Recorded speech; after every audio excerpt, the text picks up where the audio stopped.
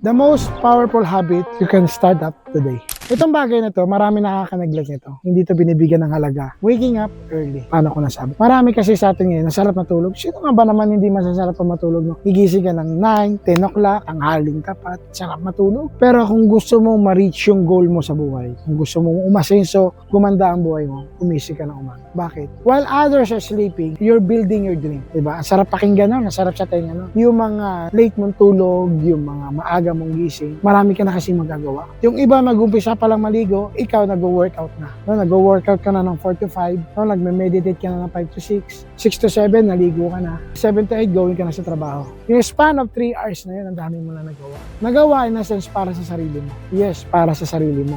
Bakit? Being healthy is one kasi.